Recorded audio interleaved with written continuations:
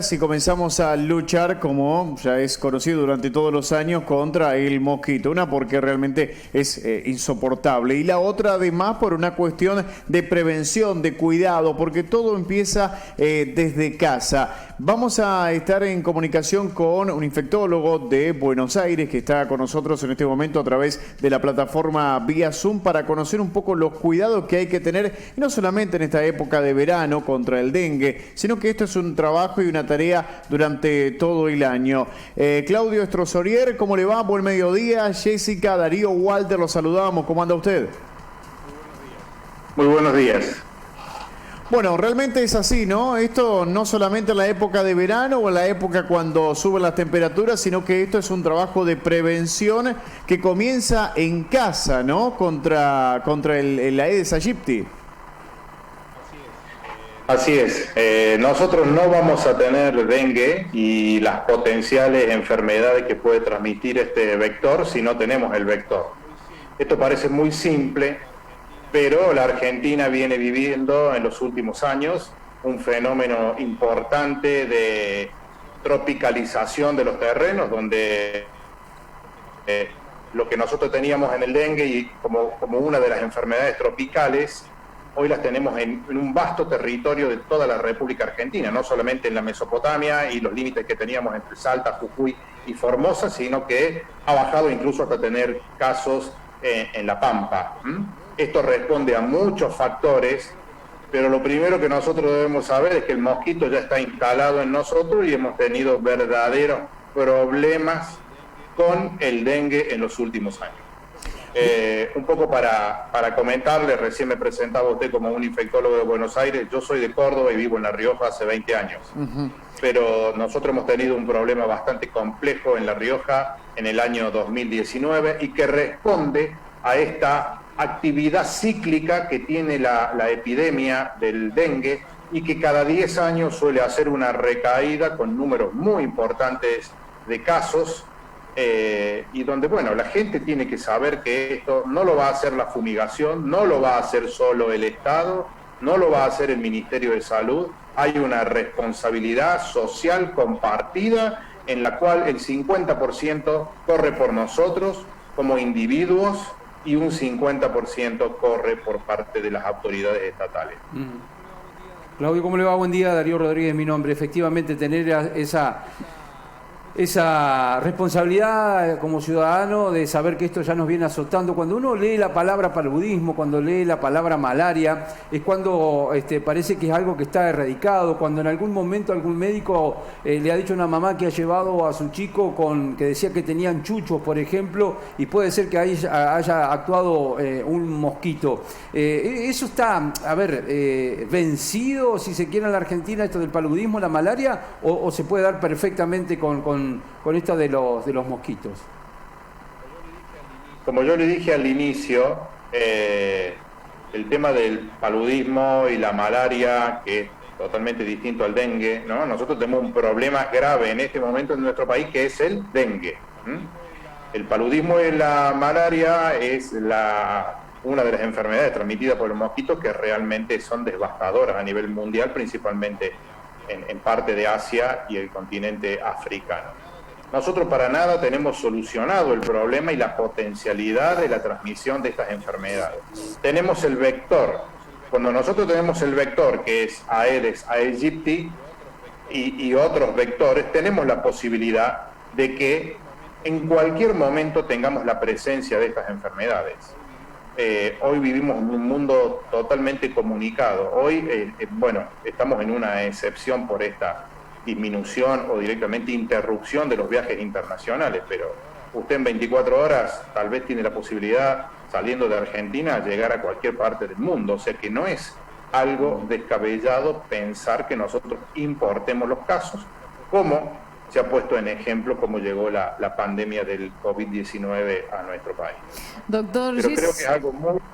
¿Sí? Jessica lo saluda, buen mediodía. Le iba a consultar, doctor, dos cuestiones en una. Una, hizo mención a que en La Rioja están muy complicados y uno por ahí se imagina esta situación, más que nada en provincias un poco más húmedas, nos imaginamos La Rioja un poco más agreste, ¿no? Aquí en Entre Ríos, por ejemplo, que estamos rodeados de río. Y otra cuestión, si afecta el dengue de igual manera a todas las franjas etarias o afecta de diferente manera en niños o adultos. Bien. El dengue es una enfermedad autolimitada. Nosotros no tenemos tratamiento para el dengue, sino solamente hacer un tratamiento sintomático una vez que tenemos el diagnóstico. No tiene respeto por ninguna franja etaria ni sexo.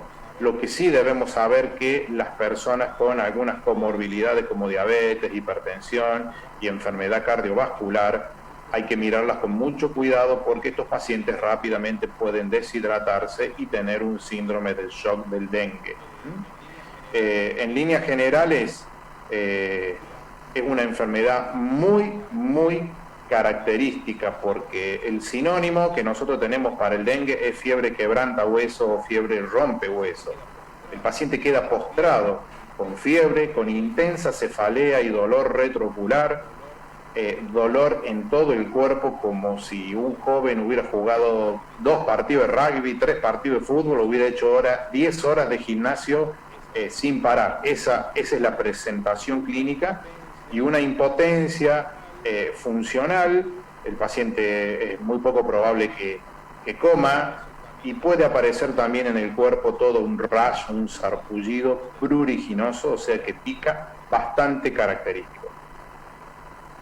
Bien, doctor, ¿no? Esa era una de las preguntas, ¿no? Con todo esto del COVID y demás, en una época donde ya se comienzan a sentir las temperaturas elevadas, el calor, y sobre todo empiezan a aparecer los primeros mosquitos, ¿no? Al momento de algún síntoma, es muy importante lo que usted remarcó en cuanto a que estamos en la lucha de dos cuestiones, ¿no? El dengue y el COVID-19.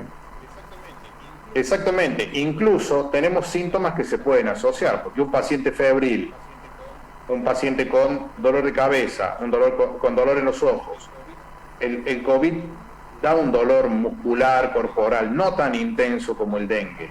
Y también tenemos un elemento que coincide, que es la disgeusia, que es la pérdida del gusto.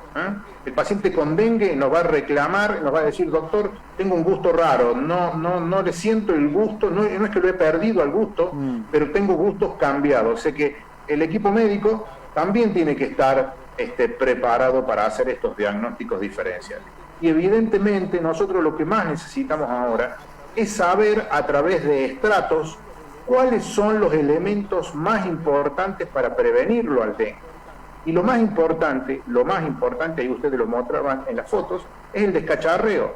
Es sacar, ahí se ve perfectamente lo que están mostrando. Es inadmisible que en el fondo de mi casa yo tenga esto que ustedes están mostrando, ¿me entiendes? Estos residuos, estos contenedores de líquido, en una área donde ustedes tienen el porcentaje de precipitaciones más alto de toda la República Argentina, que yo use mi pileta y la deje abandonada, que va a ser un verdadero criadero de mosquitos. Esto no se puede hacer, ¿me entiendes?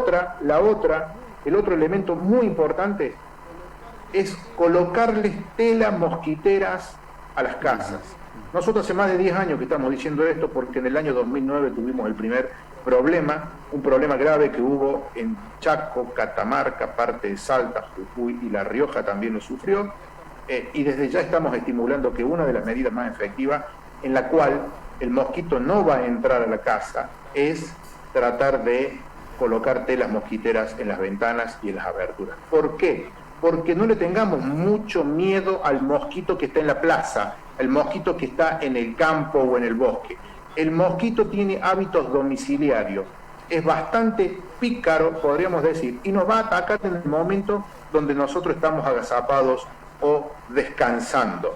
Tenemos que revisar muy bien lo que son debajo de la cama, los roperos, los floreros, porque allí donde se depositan, y a la noche cuando descansamos o a la siesta, allí es donde va y nos puede transmitir la infección. Claudio, en cuanto a lo que usted remarcaba en el tema de las piletas, por ejemplo, sabemos de que se viene una temporada. ¿Esto es combatido a través de los diferentes productos, Aedes aegypti, o cómo se debería tratar este tema? Sí, en la pileta, mira, el mosquito no me va a poner huevos si yo tengo movimientos en el agua. Hay toda una serie de características, pero en líneas generales, la pileta de natación, la pileta de pelo pincho que yo uso en mi casa, generalmente se le produce una renovación del agua, se le colocan productos clorados. Ahí es poco probable que tengamos en estos meses. Pero ¿qué sucede? Y llega marzo y yo ya no la uso, fin de febrero, lo usé mucho en diciembre y enero, y en febrero la dejamos y se pudrió y estoy cansado y no le saco el agua, y cuando me doy cuenta estamos en marzo, abril, mayo, y ya quedó la pileta ahí, y eso lleva y son los verdaderos problemas que nosotros tenemos.